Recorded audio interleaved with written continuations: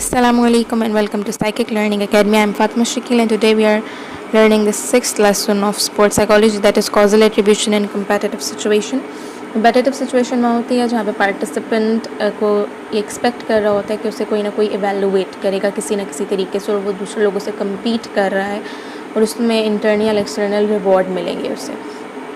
तो अब यहाँ पर डिफरेंट प्रिंसिपल्स या डिफरेंट चीज़ें हैं जो आपके पास कॉजल एट्रीब्यूशन में हेल्प करती हैं। सबसे पहले लोकस ऑफ कॉजैलिटी, जो पहले लोकस ऑफ कंट्रोल थी और उसको बर्नार्ड ने चेंज करके लोकस ऑफ कॉजैलिटी कह दिया था। तो लोकस ऑफ कॉजैलिटी आपके पास क्या है कि वो एक्सटेंट जिस पे लोग बिलीव करते हैं कि ये रिस्पॉन्सिबल हैं अपने बिहेवियर के। अब लोकस ऑफ कॉजैलिटी क्या है कि लोग या तो इंटरनल लोकस ऑफ कॉजैलिटी होगा या एक्सटर्नल होगा। जिन लोगों का इंटरनल लोकस ऑफ कॉजैलिटी होगा वो कहेंगे कि मेरा बिहेवियर इन्फ्लुएंस करता है आउटकम्स को, वो ईदर सक्सेस है, फेलियर है, रिग्रेट्स हैं, कुछ भी है। और जो कहेंगे कि एक्सटर्नल लोकस ऑफ कंट्रोल है वो क्या कहेंगे कि फेट, चांस, डिफ़िकल्टी और लोग, हमारी लक, ये सारा कुछ इसमें आ जाता है। तो अब आपके पास जो है कि कॉन्सेप्चुअल फ्रेमवर्क बनाया था जूलियन बी रॉटर ने लोकस ऑफ कॉजैलिटी का। उसमें उसने एक स्केल डेवलप किया जिसमें 29 आइटम्स थे और उसमें उसने फॉलोइंग स्टेटमेंट्स आपके पास जो है कि या जनरलिटीज़ उसने लोकस ऑफ कॉजैलिटी में की और ये इंटरनल और एक्सटर्नल लोकस ऑफ कंट्रोल जो है कि ये स्केल मेजर कर रहा था। इसमें पहली क्या थी कि चिल्ड्रन जो लो सोशो इकोनॉमिक इन्वायरमेंट से या स्टेटस से बिलोंग करते हैं वो एक्सटर्नल फोकस ज़्यादा करते हैं। लोकस ऑफ कंट्रोल उनका एक्सटर्नल होता है कि उनकी फेट या चांस या दूसरे लोग उनकी लक पे डिपेंड कर रही थी उनकी सक्सेस या फेलियर। और जो चिल्ड्रन होते हैं वो इंटरनल होते जाते हैं विद एज। जैसे जैसे बड़े होते हैं उन्हें पता लगता है कि नहीं, मेरी अंदर भी एबिलिटीज़ हैं। और नंबर थर्ड क्या है, highly external people feel that they are at the mercy of their environment.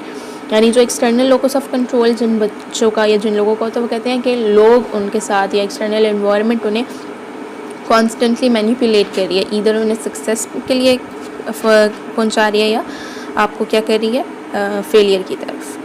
फिर एक स्टडी में नोट किया गया जो जिमनास्टिक कोचेज़ होते हैं उनका पुअरेस्ट से बेस्ट जिमनास्ट जो थी उनका रैंक ऑर्डर उन्होंने क्या किया, मुरतब किया।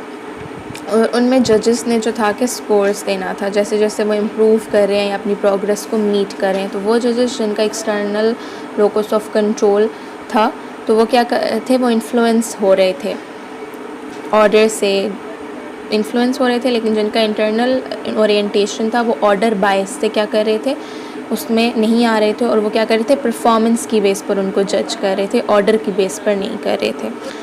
आपके पास जो इंटरनल लोकस ऑफ कंट्रोल है उसको ज़्यादा प्रेफर किया जाता है, यानी लोग ज़्यादा इंटरनल लोकस ऑफ कंट्रोल पे फोकस करते हैं और एक्सटर्नल लोकस ऑफ कंट्रोल पे या एक्सटर्नल लोकस ऑफ कॉजैलिटी पे इतना फोकस नहीं करते। इसका ये मतलब नहीं है कि एक्सटर्नल एट्रीब्यूशन या लोकस ऑफ कॉजैलिटी इमेच्योर है। ये क्या होती है कि एट्रीब्यूशन जो एक्सटर्नल होते हैं वो एप्रोप्रिएट और एक्सपेक्टेड होते हैं। जैसे कि अगर एक टीम है 2 दफ़ा खेलती है और दोनों दफ़ा वो फेल हो जाती है क्योंकि फाउल ज़्यादा हो गए हैं तो एथलीट्स ब्लेम करेंगे टीम मैनेजमेंट को, वो फिर इंटरनल जो है कि फोकस ऑफ कॉजैलिटी पर फोकस नहीं करेंगे। जो कोवेरिएशन प्रिंसिपल है उसमें है कि सक्सेस या फेलियर प्रेडिक्ट करते हैं on the basis of performance of others on the same task. यानी कोवेरिएशन प्रिंसिपल में क्या है कि अगर कोई बंदा कहेगा मैं फेल हो रहा हूँ तो इस वजह से कि बाकी बहुत अच्छा परफॉर्म करें, यानी एक्सटर्नल लोकस ऑफ कॉजैलिटी है। इसी तरह अगर कोई कह रहा है कि अगर मैं जो है कि किसी से जीत गया हूँ टेनिस विक्ट्री में तो वो क्या है कि इसलिए कि मेरी इंटरनल जो है सुपीरियर एबिलिटी है इस वजह से मैं जीता हूँ। लेकिन अगर डिफ़ीट है तो वो क्या है, एक्सटर्नल आपके पास कॉजेज़ पे आ जाएंगी कि मेरी जो है कि लो एबिलिटी थी या फिर जो परफॉर्मेंस है ओपोनेंट की वो ज़्यादा हाई थी। फिर आपके पास नेक्स्ट टॉपिक है perceived causality and emotional response. पहले तो यहाँ पे 2 लेवल्स हैं जहाँ पे इमोशनल रिस्पॉन्स का जो एथलेटिक आउटकम्स पर होता है। पहले तो एट्रीब्यूशन फ्री है और फिर एट्रीब्यूशन डिपेंडेंट है। जब आपके इनिशियल लेवल्स हैं जो आपके इमोशनल रिस्पॉन्सेज है वो एट्रीब्यूशन फ्री होते हैं, यानी आपकी जो इमोशनल रिस्पॉन्स हैं अभी वो किसी कॉज के साथ एट्रीब्यूट नहीं हुए।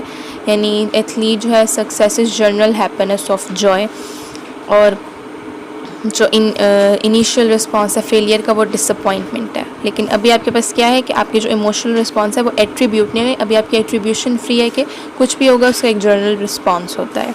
और उसके बाद जो एट्रीब्यूशन डिपेंडेंट इमोशनल आपके पास रिस्पॉन्स है उसमें क्या है कि जो एथलीट है वो फील करता है, वो इमोशंस रिवील करता है कि क्यों एक आउटकम आपके पास आया। यानी यहाँ पर एट्रीब्यूशन हो गई कि आपके क्या है, इमोशंस एट्रीब्यूट हो गए हैं किसी भी कॉज से या किसी भी अफेक्ट से। अब जो द अफेक्ट एट्रीब्यूशन रिलेशनशिप है जो आपके पास एट्रीब्यूशन डिपेंडेंट इमोशंस में आती है कि वो आपके पास एक्सेलेंट टूल है अंडरस्टैंड करने का कॉग्निशन और थॉट्स किसी भी एथलीट के उसे अगर एंगर है या ग्रेटिट्यूड, गिल्ट, पिटी, शेम, ये जितने भी इमोशंस हैं, और या आपके पास फेलियर है जो कि लिंक्ड है आपके पास शेम से, गिल्ट से या डिप्रेशन से, और ये पर्सनल कंट्रोलेबिलिटी में आता है जो रिज़ल्ट करता है इन इमोशंस के। और सक्सेस क्या है, वो पर्सनल कंट्रोलेबिलिटी में आता है जो रिज़ल्ट कर रहा है प्राइड, सेल्फ कॉन्फिडेंस और कॉम्पिटेंस की। यानी आपके पास क्या है कि ये इफेक्ट और एट्रीब्यूशन का रिलेशनशिप बता दिया कि आप किस तरह आउटकम आपके इमोशन से रिलेटेड है।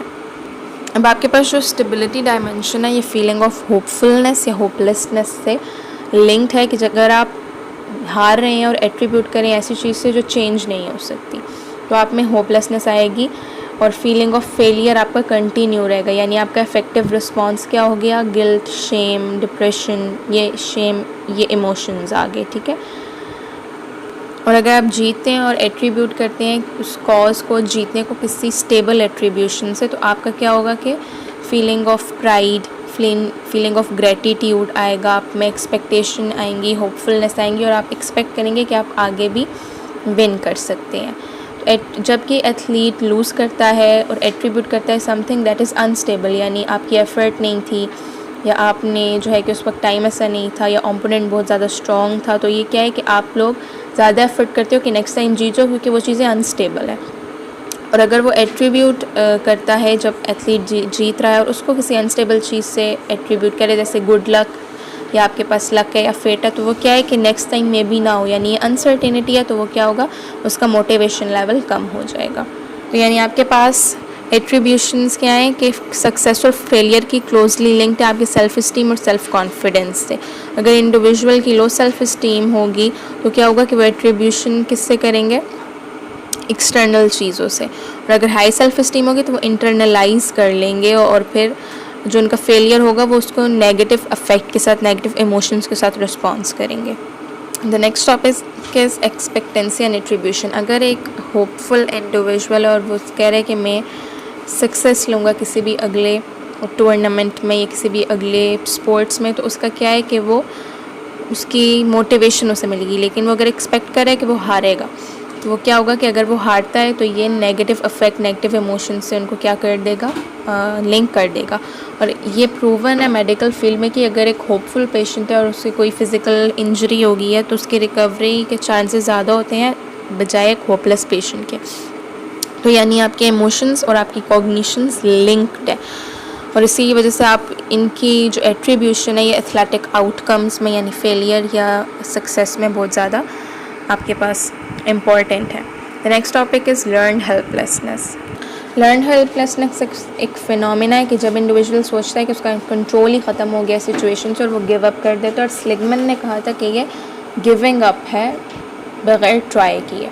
यानी आपका परसेप्शन क्या है कि आपका कोई कंट्रोल नहीं है अपनी फेलियर्स के ऊपर और फेलियर लाजमी होगा, तो फिर आप क्या करते हो, आप ट्राई नहीं करते कि आप क्या कर सको, विन कर सको। रिसर्चर्स जो जान रही हैं उन्होंने बताया कि चिल्ड्रन जिनको लर्न हेल्पलेसनेस सिखाई जाए तो वो डिटेरेशन उनकी होती है परफॉर्मेंस की जब उन्हें थ्रेट होता है फेलियर का, और फिर अपने वो फेलियर को किससे लिंक कर देते हैं, इंटरनल फैक्टर से, कि वो कहते हैं कि हम में लैक ऑफ एबिलिटी है। इसी तरह लर्न हेल्पलेसनेस अगर बच्चों को ना सिखाई जाए, उन्हें लर्न हेल्पलेसनेस बल्कि ये फील कराया जाए कि वो एक सिचुएशन में जहाँ पे लर्न हेल्पलेस वो फील करेंगे, तो वो लोग जो बच्चे जो अच्छा परफॉर्म करते हैं लेकिन थ्रेट ऑफ फेलियर की वजह से क्या करेंगे, वो अनस्टेबल फैक्टर्स को जैसे लैक ऑफ एफर्ट या लक को करेंगे कि इसकी वजह से उन्होंने अच्छा परफॉर्म नहीं किया है। फिर आगे एट्रीब्यूशनल ट्रेनिंग है। यहाँ पर एट्रीब्यूशन जो आपके पास होती है अगर वो प्लान्ड इंटरवेंशंस हों तो उनसे आप एथलीट की परसीव जो वो आउटकम कर रहा है और एक्चुअल परफॉर्मेंस को अल्टर कर सकते हैं। यहाँ पे फंक्शनल एट्रीब्यूशन स्ट्रेटजी वो होती है जहाँ पर उन्हें बताया जाता है कि फेलियर ऑफ आउटकम जो है वो कंट्रोलेबल है और अनस्टेबल है, और डिसफंक्शनल एट्रीब्यूशनल स्ट्रेटजी वो होती है जहाँ पर उसको बताया जाता है कि जो फेलियर है या आउटकम है वो आपके पास अनकंट्रोलेबल है और वो स्टेबल है। तो इससे क्या होता है, उनकी जो परफॉर्मेंस है वो डिटोरेट हो जाती है।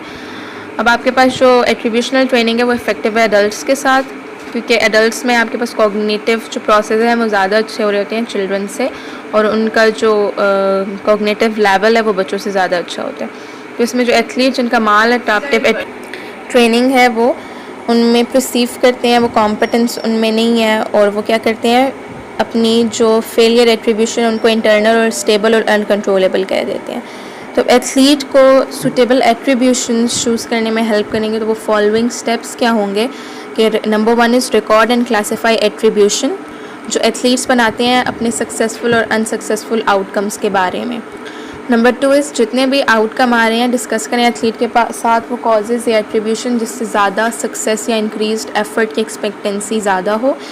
नंबर 3 उनको एक एट्रीब्यूशनल ट्रेनिंग प्रोग्राम दिया जाए जहाँ पर उन्हें बताया जाए कि किस तरह की एट्रीब्यूशंस उन्हें देनी चाहिए जो negative implication of future outcome से उन्हें रोकें। और नंबर 4 है कि बेस्ट रिज़ल्ट के लिए उन्हें गोल और जो प्लान गोल हैं उसको एट्रीब्यूशनल ट्रेनिंग के साथ उन्हें लिंक करना सिखाया जाए। और ये हमारा 6th लेक्चर एंड हो गया है।